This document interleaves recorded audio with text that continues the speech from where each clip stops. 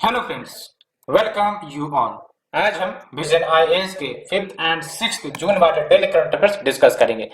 So without delaying let's start our discussion. But before starting the discussion, अगर आपने हमारा Telegram channel join नहीं किया है तो आप टेलीग्राम चैनल से जुड़ सकते हो एंड हमारे यूट्यूब चैनल को आप सब्सक्राइब कर शेयर भी कर सकते हो।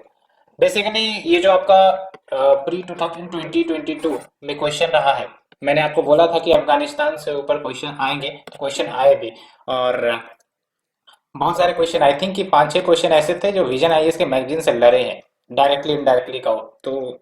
कुछ मैगजीन्स भी आपको डेफिनेटली हेल्प करती हैं टू एलिमिनेट द ऑप्शंस, या फिर अगर उनके बारे में थोड़ा बहुत भी आपने पढ़ा हो तो डेफिनेटली आपके माइंड में वो रहता है, बस रिकॉल टाइमली अगर हो जाए तो बन जाती है। जैसे बायो रॉक टेक्नोलॉजी के नाम पर कुछ आया था क्वेश्चन, तो वो कहीं ना कहीं मैगजीन में कवर की गई थी। ठीक है। एंड रामानुजन कितने चर्चे में थे, है ना। तो रामानुजा के ऊपर भी क्वेश्चन पूछे गए हैं, तो ये भी आप देख सकते हो। ठीक है। So let's start our discussion friends. The first article deals with Ministry of Tourism launches national strategy for sustainable tourism and responsible traveler campaign। तो बेसिकली ये सस्टेनेबल टूरिज्म का मतलब क्या होता है? जब हम टूरिज्म में सस्टेनेबिलिटी को ऐड कर देते हैं तो वो बन गया आपका सस्टेनेबल टूरिज्म। वैसे तो देखा जाए तो टूरिज्म लंबे समय से चलती ही आ रही है, ठीक है, जो इकोनॉमी को हेल्प करती है, ठीक है, कल्चरल डाइवर्सिटी सबको एक्सपेंड करती है। But when we talk about the sustainable tourism तो इसका मतलब हम इन्वायरमेंट का भी केयर करने लगते हैं, ठीक है, एंड प्रॉपर रिसोर्स यूटिलाइजेशन, इन सब का इंटीग्रेशन हम टूरिज्म सेक्टर में करने लगते हैं। तो ये बेसिक ऑब्जेक्टिव या बेसिक पॉइंट ऑफ व्यू जो आपको याद रखनी है सस्टेनेबल टूरिज्म के मामले में। हम इसे और डिटेल में डिस्कस करेंगे, but before starting the discussion यहाँ पर आपका सिलेबस देख सकते हो। टॉक अबाउट द सिलेबस, ये आपका कवर होगा Indian economy and issues related to the planning, mobilisation of resources, growth, development, employment and इसमें आप इन्वायरमेंट को भी जोड़ सकते हो। ठीक है। तो ये जो आपका एनएसएसटी है, तो इसे लॉन्च किया गया है basically at the national summit on developing sustainable and responsible tourist destination. और ये जो नेशनल समिट है इसको ऑर्गेनाइज किया गया किसके द्वारा? मिनिस्ट्री ऑफ टूरिज्म के ही द्वारा, in partnership with the United Nation Environment Programme and Responsible Tourism Society of India. ठीक है। And when we talk about this strategy NSST यानी कि national strategy for sustainable tourism, इसका मेन ऑब्जेक्टिव क्या होगा? तो बेसिकली जो हमारा इंडियन टूरिज्म सेक्टर है उसमें हम सस्टेनेबिलिटी को इंटीग्रेट करेंगे सो दैट हमारा जो टूरिज्म सेक्टर है वो मोर रिजिलेंट बने, इंक्लूसिव बने, कार्बन न्यूट्रल बने, as well as resource efficient tourism बने, along with safeguarding the natural and cultural resources. And when we talk about the sustainable tourism तो इसका मतलब क्या होता है कि इट इज द टूरिज्म जहां पर हम जो भी current as well as future economic या फिर सोशल एंड इन्वायरमेंटल इम्पैक्ट जो होते हैं उन सब का हम ध्यान रखते हैं, एज वेल एज जो विजिटर्स के नीड है, इंडस्ट्री के जो नीड्स है जो टूरिज्म सेक्टर में इन्वॉल्व है, एज वेल एज जो इन्वायरमेंट कंजर्वेशन के नीड्स है, एज वेल एज जो होस्ट कम्युनिटीज के नीड्स है, उन सबको एड्रेस करना भी एक कंपोनेंट होता है सस्टेनेबल टूरिज्म का। तो क्या की प्रिंसिपल्स है सस्टेनेबल टूरिज्म के, या फिर ये जो आपकी स्ट्रेटजी लॉन्च की गई है इसके क्या कुछ प्रिंसिपल्स है? एक तो ये है आपका इन्वायरमेंटल सस्टेनेबिलिटी को मेंटेन करना, यानी कि कैसे हम इसको मेंटेन करेंगे जब हम अपने रिसोर्सेज को एफिशिएंट तरीके से यूटिलाइज करेंगे। ठीक है, ऐसा ना कि हम रिसोर्स को ओवर एक्सप्लॉइट कर रहे हैं, बर्बाद कर रहे हैं, तो ये नहीं होना चाहिए। एज वेल एज जो नेचुरल हेरिटेज है, बायोडाइवर्सिटी, उसको कंजर्व करें। तो ये तो हो गया आपका इन्वायरमेंटल सस्टेनेबिलिटी। दूसरा है आपका सोशियो कल्चरल सस्टेनेबिलिटी। इसके तहत जो सोशियो कल्चरल ऑथेंटिसिटी है होस्ट कम्युनिटी की, उसको हम रेस्पेक्ट करते हैं, एज वेल एज जो भी लिविंग कल्चरल हेरिटेज बनाई गई है उन सब का हम कंजर्वेशन करते हैं। ठीक है। एंड नेक्स्ट जो इकोनॉमिक सस्टेनेबिलिटी, इकोनॉमिक सस्टेनेबिलिटी मतलब क्या कि जो हमारे पीपल से, जो भी स्टेक होल्डर से इंगेज है टूरिज्म सेक्टर में, उनको सोशियो इकोनॉमिक बेनिफिट्स प्रोवाइड करते रहना। जैसे फॉर एग्जांपल जॉब्स हो गई, ठीक है, टूरिज्म सेक्टर में कितने जॉब्स क्रिएट होते हैं, तो वो सारे सोशियो इकोनॉमिक बेनिफिट्स मिलते रहे to all these stake holders as well as. जैसे फॉर एग्जांपल जो भी इंडस्ट्री टूरिज्म से इंटीग्रेटेड है, जैसे होटल की बात कर लेते हैं, होटल सर्विसेज, बहुत सारी सर्विसेज प्रोवाइड होती है, होटल सर्विसेज हो गई, तो इन सब का सोशियो इकोनॉमिक बेनिफिट्स का भी ध्यान रखना। तो क्या तीन प्रिंसिपल होगा? इकोनॉमिक सस्टेनेबिलिटी जो आपका एनवायरमेंटल सेक्शन को डील करेगा, socio culture sustainability and economic sustainability जो वेरियस लाइवलीहुड एंड जो पीपल के सोशियो इकोनॉमिक बेनिफिट्स को डील करेगा। एंड ये जो आपका स्ट्रेटजी है इसके तहत 7 स्ट्रेटेजिक पिलर्स को आइडेंटिफाई किए गए हैं, यानी कि ये जो आपका national strategy for sustainable tourism ये 7 पिलर पर आधारित है। क्या है ये 7 पिलर? तो एक तो इन्वायरमेंटल सस्टेनेबिलिटी को प्रमोट किया जाएगा, बायोडाइवर्सिटी को प्रमोट किया जाएगा, प्रोटेक्ट किया जाएगा, एज वेल इकोनॉमिक सस्टेनेबिलिटी को प्रमोट किया जाएगा, एंड सोशियो कल्चरल सस्टेनेबिलिटी। ये तो 3 हमने बात ही की है, ठीक है। एंड साथ ही साथ scheme for certification of sustainable tourism, यानी कि एक स्कीम लाई जाएंगे जिसके तहत कोई भी एरिया में अगर प्रॉपर सस्टेनेबल टूरिज्म हो रही है तो उनको सर्टिफिकेशन दिया जाएगा, ठीक है। Information, education and communication capacity building ये सब की जाएंगी, and governance is also an important component, ठीक है। तो क्या की स्टेक होल्डर्स इसमें शामिल है? एक तो सेंट्रल मिनिस्ट्रीज हैं, है ना, स्टेट गवर्नमेंट्स का भी इन्वॉल्वमेंट होगा, local government institutions, industry, non governmental organisations, local community, इन सब के पार्टिसिपेशन के बिना आप उम्मीद नहीं कर सकते कि जो आपका टूरिज्म सेक्टर है वो सस्टेनेबल होगा, बिकॉज इन सब का रोल एक महत्वपूर्ण रोल होता है। एंड ये जो आपकी स्ट्रेटजी है इसका अगर सही से पालन किया जाता है तो definitely it will help in achieving the SDG goal number 8 that deals with full and productive employment, ठीक है। Because when we talk about the sustainable तो ये इसमें क्या होगा आपका कि प्रोडक्टिव एम्प्लॉयमेंट जनरेट होंगे, डिसेंट वर्क होगा जो भी पीपल इन्वॉल्व हैं, एंड एसडीजी 12 को ये फुलफिल करेगा that will deals with the sustainable consumption and production, and SDG 14 as well that deals with conservation and sustainable use of ocean, sea and marine resources.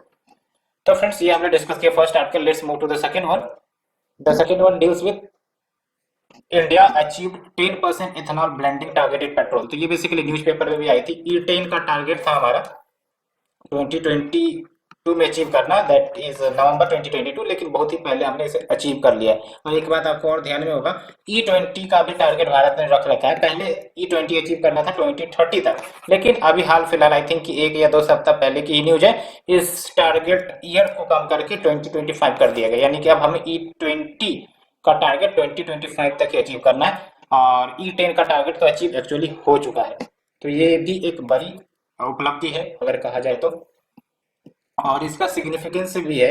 एक तो ये कि आपका pollution को कम करेगा, साथ ही साथ जो भारत की एनर्जी के ऊपर डिपेंडेंसी है कि हम लोग ज़्यादा इंपोर्ट करते हैं जो भी ऑयल है, पेट्रोल डीजल की बात करें, और जिसके कारण अगर प्राइस फ्लक्चुएशंस होता है इंटरनेशनल लेवल पर तो उसका असर काफ़ी ज़्यादा इंडिया में देखने को मिलता है, और ये आप कुछ समय से देख भी रहे होंगे, ठीक है।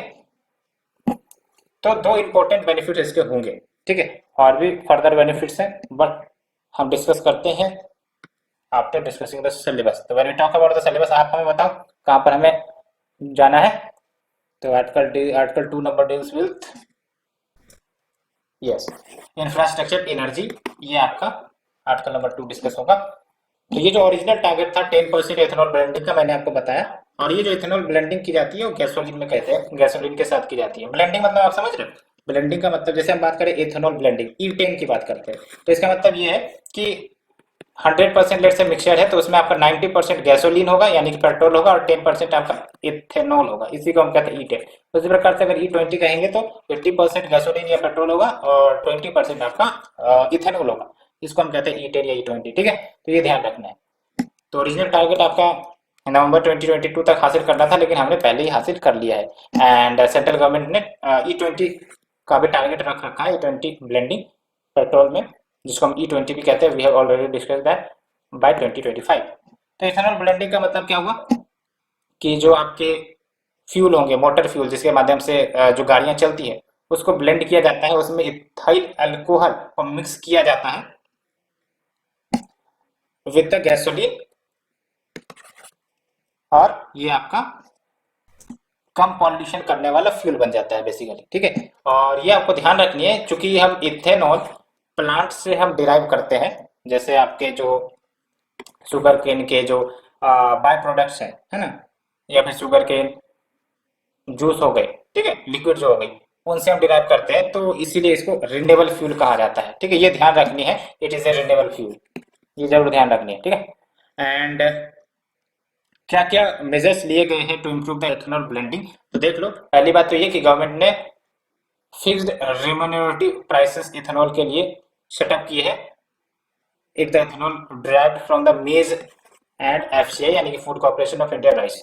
तो एक तो ये हो गया आपका फिक्स्ड रिम्यूनरेटिव प्राइसेस, एंड दूसरी इंपॉर्टेंट बात यह है कि जो गवर्नमेंट है वो शुगर मिल्स एंड जो डिस्टिलरीज है ना, डिस्टिलरीज यानी कि जो आपके ब्लेंडिंग करते हैं उनको हम कहते हैं डिस्टिलेटरी।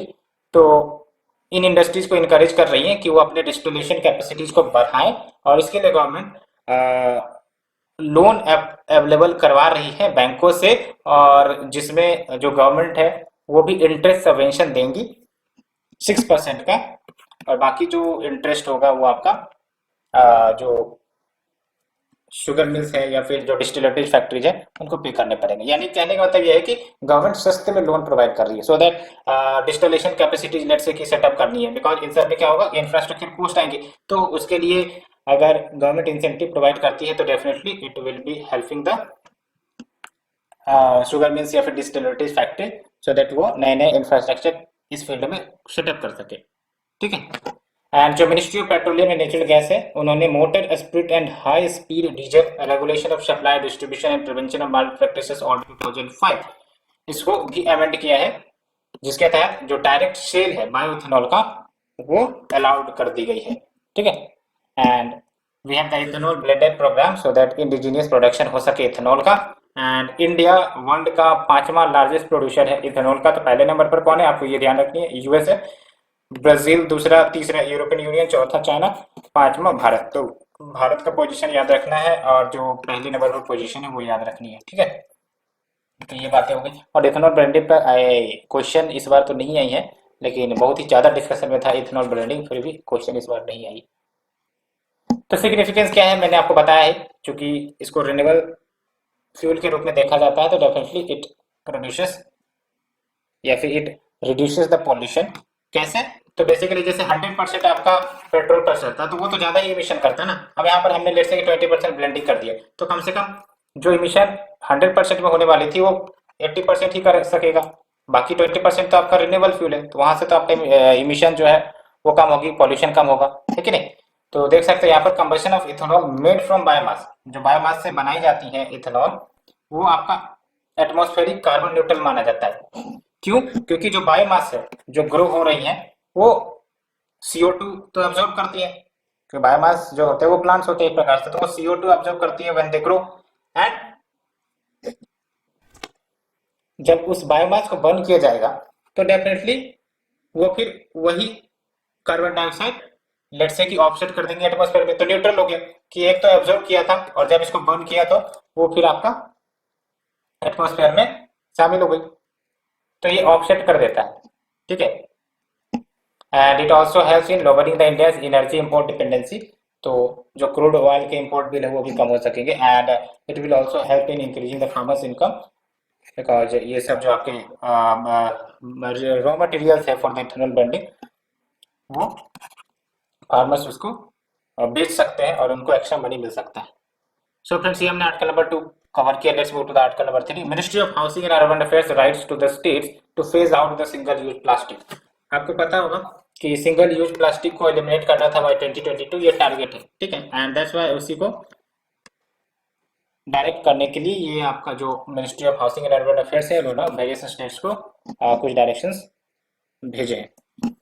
तो पहली बात तो ये है कि जो एडवाइजरी इशू की गई है वो वर्ल्ड एनवायरनमेंट डे, जो कि 5 जून को सेलिब्रेट किया जाता है under the mandate clean and green campaign, जो ministry of housing and urban affairs के द्वारा लॉन्च की गई थी। तो क्या बातें की गई हैं इसकी एडवाइजरी में वो हम देखेंगे, but before that we discuss the syllabus. तो when we talk about the syllabus आप देख लो, कंजर्वेशन, एनवायरमेंटल पोल्यूशन, डिग्रेडेशन, इसी के अंतर्गत आपका ये आएगा।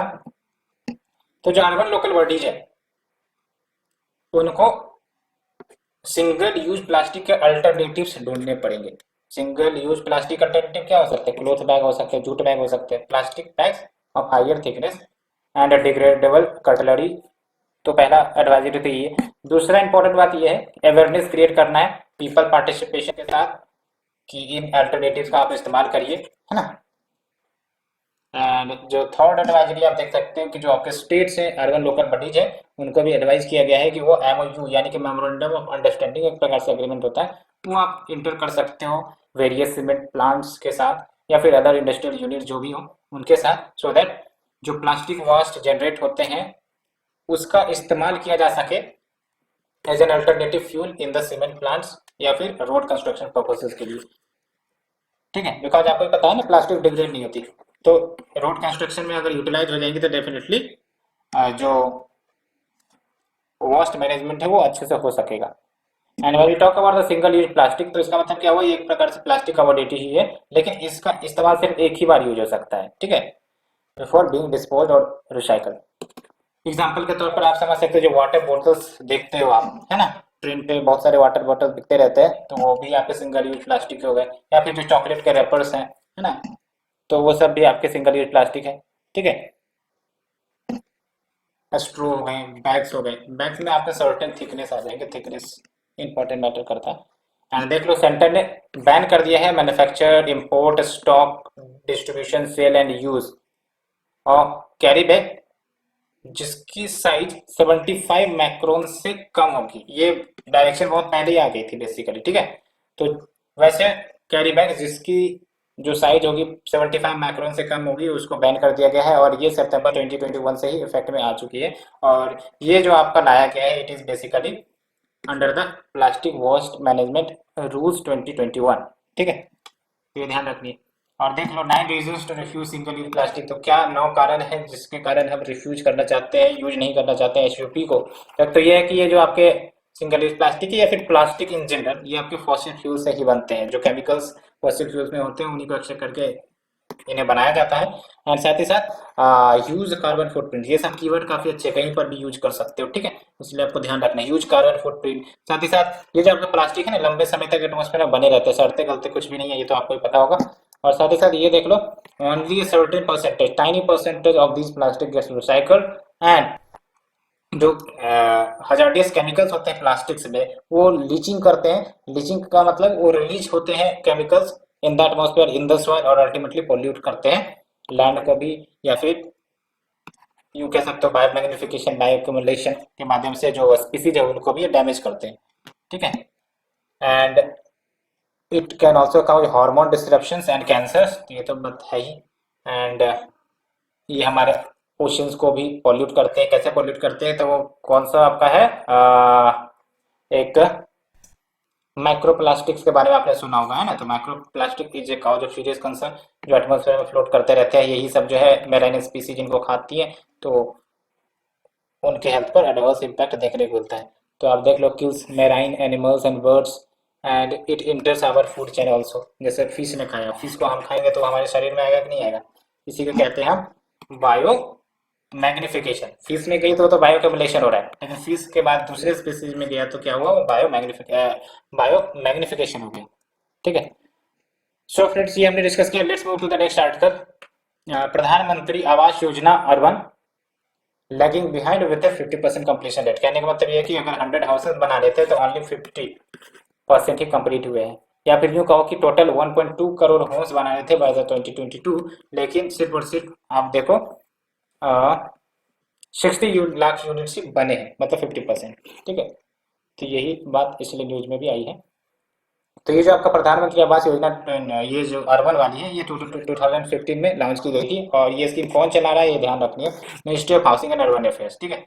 एंड ये क्या ऑब्जेक्टिव है इसका, तो जो अर्बन एरियाज में हाउसिंग शॉर्टेज देखने को मिलती है, खासकर economically weaker section, low income group, middle income groups, इनके पास हाउसेस नहीं होती है, स्लम ड्वेलर्स एज वेल, तो इनको घर की सुविधा पहुंचाना या फिर घर की सुविधा देना, ठीक है। तो ये एक्चुअल इसका एम है। और साथ ही साथ ये वुमेन एम्पावरमेंट को भी प्रमोट करता है। कैसे प्रमोट करता है कि जो हाउसेस बनाए गए हैं और जो हाउसेस के ऑनरशिप के नाम होंगे वो फीमेल मेंबर के नाम पर रजिस्टर्ड होंगे, ठीक है। That's why it also promotes women empowerment. आप कहीं कहीं ये भी सुनते हो कि जो राशन कार्ड बनाई जाती है वो फीमेल के नाम पर बनती है, तो वो सब भी एक एग्जाम्पल है कि गवर्नमेंट कैसे वुमेन एम्पावरमेंट को प्रमोट कर रही है, ठीक है। एंड इस स्कीम के 4 वर्टिकल्स हैं, तो 4 वर्टिकल्स यहाँ पर आप देख लो, first, second, third, fourth. And slow down क्यों हुआ है उसे हम डिस्कस करेंगे, बट आई थिंक सिलेबस हमने डिस्कस नहीं किया है, तो when we talk about the syllabus, ये स्कीम में आ जाएगा आपका। तो स्कीम में आप देख लो, welfare schemes of the vulnerable section of the population by the centre, states and the performance of these schemes. तो डायरेक्ट टॉपिक है आपका ये। तो क्या या क्यों स्लो डाउन हुआ कंस्ट्रक्शन एक्टिविटीज का, तो पहली बात तो ये कि जो क्लियर टाइटल्स है as well as other land documents जो भी इस स्कीम का लाभ उठाना चाहते तो उसमें कहीं ना कहीं इम्प्योरिटी देखने को मिली, जिसके कारण आपका जो हाउसेस है वो एलोकेट नहीं हो पाई। एक तो ये कारण है, lack of clear titles and other land documents, ये तो बात है। दूसरी इंपॉर्टेंट बात, कोविड 19 को याद करो तो कोविड 19 में बहुत सारी जो एक्टिविटीज है वो तो शट डाउन हो गई थी। तो कोविड 19 में आप देख लो सिर्फ और सिर्फ 7 लाख हाउसेस ही कंस्ट्रक्ट किए गए थे, लेकिन अगर हम प्री पेंडेमिक फाइनेंशियल ईयर की बात करें 2019-20 में तो 49 लाख हाउसेस कंप्लीट हुई थे। तो कोविड का इम्पैक्ट आप देख सकते हो कितना गहरा हुआ। और इसको सिर्फ ऐसे मत देखो कि 49 लाख हाउसेस वो तो प्री पेंडेमिक में कंस्ट्रक्ट हुई और इस बार 7 लाख ही कंस्ट्रक्ट हुई। तो इसको इस एंगल से आप देखो कि कितने जो लेबर्स थे या फिर जो आपके डिमांड थे हाउसेस के लिए, जो रॉ मटेरियल्स की डिमांड होती है वो सब डिमांड भी कम हो गई, क्योंकि हाउसेस बनने थे 50 लाख, लेट से बने कितने 7 लाख। तो उस हिसाब से जो आपका लेबर को एम्प्लॉयमेंट मिलना चाहिए था वो भी नहीं मिल सका। साथ ही साथ जो रॉ मटेरियल्स का यूटिलाइजेशन होना था वो भी नहीं हो सका। एंड अल्टीमेटली दैट्स व्हाई हमारी इकोनॉमी भी स्लो डाउन में हुई। तो ये कुछ बातें, ये जो 4 कंपोनेंट्स क्या है देख लो। पहला ISSR यानी कि इन सितु स्लम रीडेवलपमेंट, यानी कि स्लम को रीडेवलप किया जाए, जो स्लम एरियाज है वहां रीडेवलपमेंट किया जाए। और इसके तहत गवर्नमेंट ऑफ इंडिया ग्रांट देगी 1 लाख रुपए का पर हाउस, ठीक है। And 4.6 lakh ISSR houses approve कर चुकी हैं अभी तक। एंड नेक्स्ट जो CLSS यानी कि क्रेडिट लिंक्ड सब्सिडी स्कीम, इसके तहत लगभग 2.6 लाख रुपए का बेनिफिट मिल सकता है इंटरेस्ट सब्सिडी के माध्यम से। एंड इसके तहत आपका जो अचीवमेंट है वो 8.18 लाख बेनिफिशरीज वो आपका CLSS के अंतर्गत आए हैं। नेक्स्ट इज योर AHF यानी कि अफोर्डेबल हाउसिंग इन पार्टनरशिप, इसके तहत गवर्नमेंट ऑफ इंडिया ग्रांट देती है 1.5 लाख रुपए का, यानी कि 1.5 lakh rupees per house. And आप देख सकते हो 28 lakh affordable housing in partnership approve किए जा चुके हैं। And we have the BLC यानी कि बेनिफिशियरी लेड कंस्ट्रक्शन, और इसके तहत 1.5 lakh rupees per house government of India जो ग्रांट देती है, और इसके तहत 62 लाख BLC हाउसेस अप्रूव किए जा चुके हैं। तो ये सब आपके कंपोनेंट चल रहे हैं, ठीक है। उसके बाद अगर हम बात करें तो देख लो अन्य रीजन्स की, तो slow completion rate in large targeted area, जहां टारगेटेड स्टेट्स जहां पर ज्यादा घर बनाने थे वहां पर जो कंप्लीशन रेट वो बहुत ही स्लो है। जैसे फॉर एग्जांपल 6 स्टेट ऐसे हैं जैसे वेस्ट बंगाल, मध्य प्रदेश, बिहार, ओडिशा, उत्तर प्रदेश एंड छत्तीसगढ़, जहां पर आपको 70% ऑफ द टारगेटेड यूनिट्स बनाने थे, लेकिन उसमें से सिर्फ 2 ही स्टेट है, that is your Uttar Pradesh and West Bengal, जहां पर कंप्लीशन रेट जो है वो आपका नेशनल एवरेज से ज्यादा रहा है। एंड साथ ही साथ ये भी देखने को मिलता है कि जो फंड्स सेंट्रल गवर्नमेंट की तरफ से आने हैं उसको विथहोल्ड कर दिया जाता है, उसको रोका जाता है, बिकॉज कुछ states failed to provide their share of contribution for the scheme. तो ये फ्रेंड्स हमने आर्टिकल डिस्कस किया। Let's move to the next one. India to deploy EVTOL aircraft in the near future, ministry of civil aviation का कहना है। EVTOL का मतलब क्या हुआ, electric vertical take off and landing, या फिर यूं कह सकते हो कि एयर मोबिलिटी है एक प्रकार से, ठीक है। एयर मोबिलिटी जो आपके डिस्ट्रीब्यूटेड इलेक्ट्रिक प्रोपल्सन टेक्नोलॉजी पर चलेगी, क्या है वो भी हम बात करेंगे। लेकिन before that we start the syllabus first. तो सिलेबस की अगर हम बात करें तो आपका किस में जाएगा, ये इंफ्रास्ट्रक्चर ट्रांसपोर्टेशन, उसमें आपका एयरवेज में आ जाएगा वो, देख लो आपका है ना, रोडवेज एयरपोर्ट्स इसके अंतर्गत आ जाएगा, because these all R component of infrastructure. तो सेंटर एक्सप्लोर कर रही है पॉसिबिलिटी कि हम मैन्युफैक्चरर्स को इनवाइट करें जो भी EVTOL एयरक्राफ्ट बनाना चाहते हैं, सो दैट यहाँ पर EVTOL का एक बेस बन सके। एंड ये आपका जो EVTOL है यानी कि electric vertical take off and landing aircraft एक प्रकार से क्लीन, क्वाइट यानी कि ज़्यादा नॉइज नहीं करता है, चीप एयर मोबिलिटी सोल्यूशन होगा, ठीक है। और ये अर्बन मोबिलिटी को ट्रांसफॉर्म करेगा, बिकॉज ये रोडवे पर नहीं चलेंगे, ये एयर में चलेंगे, ठीक है। और आपको पता है रोडवेज पर कितने ज़्यादा ट्रैफिक जाम सब होते हैं, है ना, पॉल्यूशन भी ज़्यादा होती है। तो it can be an alternative solution to the urban mobility apart from roadway and railway, ठीक है।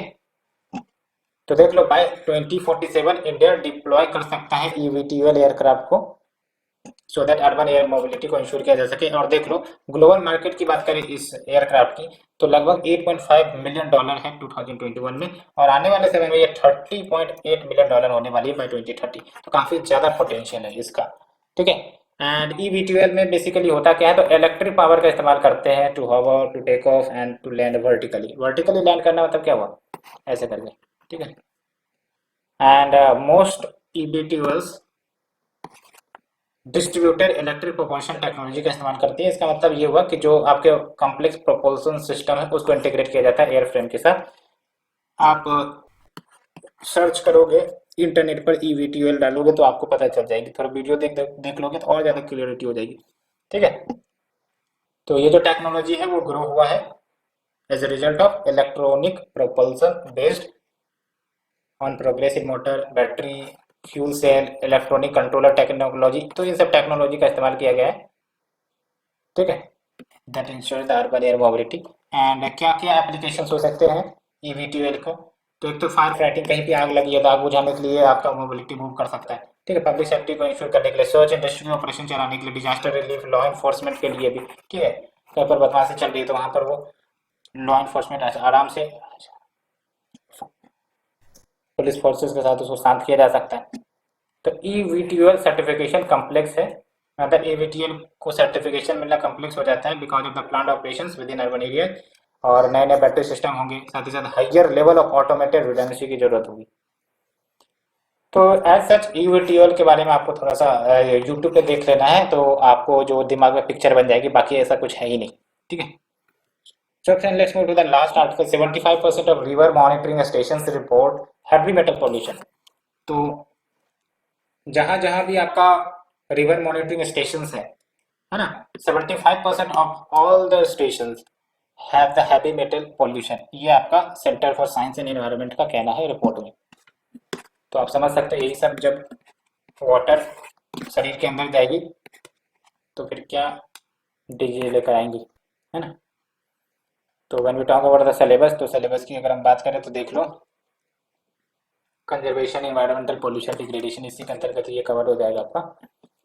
तो as per the CSE report, CSE यानी कि centre for science and environment, इस रिपोर्ट के अनुसार 3 out of 4 river monitoring station यानी कि 75% की बात कर रहे हैं इंडिया में, alarming level of heavy toxic metals देखने को मिलते हैं। एंड इतना ही नहीं, अगर बात करें 1/4 ऑफ द मॉनिटरिंग स्टेशन यानी कि 25%, जो आपका 117 रिवर्स के अलोंग स्प्रेडेड है, वहां पर हाई लेवल ऑफ 2 या 2 से ज़्यादा टॉक्सिक मेटल्स देखने को मिले हैं या रिपोर्ट हुई हैं। एंड 7 स्टेट्स एंड यूटीज वो अंडर थ्रेट में है, जैसे आपका असम हो गया, अरुणाचल प्रदेश हो गया, Sikkim, Bihar, Himachal Pradesh, Jammu and Kashmir and Ladakh. Heavy metals की बात करें तो ये नेचुरली अकरिंग एलिमेंट्स हैं, ठीक है, और ये आपको वाटर में मिल जाते हैं and have the high atomic weight and density. आप देख सकते हो at least 5 times greater than that of water, that's why ये आपके सिंक करते हैं, वाटर में मिक्स होते हैं। और हैवी टॉक्सिक मेटल्स में क्या क्या आ जाता है, जैसे हम बोलते हैं कि आयरन, किसी किसी ड्रिंकिंग वाटर में आयरन का कंटेंट ज़्यादा होता है तो उसके कारण भी आपका बॉडी में डिफरेंट प्रकार की डिजीज हो सकती है, या फिर लीड ज़्यादा हो जाना, है ना, आर्सेनिक ज़्यादा हो जाना, आर्सेनिक का भी प्रॉब्लम चलता है हमारे देश में वाटर को लेकर, ठीक है। क्रोमियम है, कॉपर है, तो ये सब हैवी टॉक्सिक मेटल्स के अंतर्गत आ जाते हैं। तो थोड़ा सा एग्जांपल याद रखना है कौन कौन से, लीड इज ऑल्सो मेटल, ये जरूर ध्यान रखना है। तो lead, iron, nickel, cadmium, arsenic, chromium and copper. अब हैवी मेटल्स होने के क्या कारण है, एक तो ये कि पॉपुलेशन ग्रोथ बढ़ रही है, तो पॉपुलेशन ग्रोथ बढ़ रही है तो इन सब मेटल्स का लेट से कि इस्तेमाल, उपयोग सब बढ़ रहा होगा, साथ ही साथ एग्रीकल्चर इंडस्ट्रियल एक्टिविटीज बढ़ रही है, तो जो डिस्कार्ड है इन मेटल प्रोडक्ट्स की वो देखने को मिलती है, तो इसके कारण आपका ये जो आपका हैवी मेटल पोल्यूशन देखने को मिल रहा है। साथ ही साथ mining operations, milling, planting, surface fishing industry, surface finishing industry, जो वेरियस टॉक्सिक मेटल्स डिस्चार्ज करते हैं एनवायरनमेंट में, तो ये भी एक कारण है discharging of the heavy toxic metals into the environment. And effect क्या होते हैं हैवी मेटल एक्सपोजर के, तो एक तो ये हेल्थ पर इफेक्ट करेगा, कैसे, जो physical, muscular, neurological degenerative process है उसको स्लो कर देता है, that leads to Alzheimer's, Parkinson's disease etcetera. तो ये कुछ डिजीज का नाम ध्यान रखना है आपको, अल्जाइमर डिजीज, पार्किंसन डिजीज, बस ये ध्यान रखनी है कि होती किसके कारण है, ठीक है। तो एनवायरनमेंट पर क्या इफेक्ट देखने को मिलेगा, तो बायोडाइवर्सिटी को तो ये इफेक्ट करेगा ही, साथ ही साथ जो आपके ऑर्गेनिक पॉल्यूटेंट्स हैं, ठीक है, वाटर में, उसको भी लेस डिग्रेडेबल बना देता है ये। एंड प्लांट्स पर क्या असर पड़ेगा, तो सॉइल फर्टिलिटी को इन्फ्लुएंस कर देगा, साथ ही साथ फोटोसिंथेसिस डिस्टर्ब हो सकती है। 2021 में IIT आईआईटी मंडी। अच्छा, ये आईआईटी मंडी ही है, ये हिमाचल प्रदेश में लोकेटेड है बेसिकली, ठीक है। तो इन्होंने फाइब्रस मेम्ब्रेन फिल्टर डेवलप किया है बायो पॉलीमर बेस्ड मटेरियल का इस्तेमाल करके, सो दैट जो हैवी मेटल्स हैं वाटर सैंपल से उसको सेपरेट किए जा सके, ठीक है। तो अगर पूछा जाए फाइब्रस मेम्ब्रेन फिल्टर क्या काम करता है, तो ये आपका जो हैवी मेटल्स है उसको सेपरेट करने का काम करता है from the water sample. So friends, ये हमने 6 के 6 आर्टिकल डिस्कस कर लिए। Hope you understood it carefully and thank you friend, thank you very much for the discussion.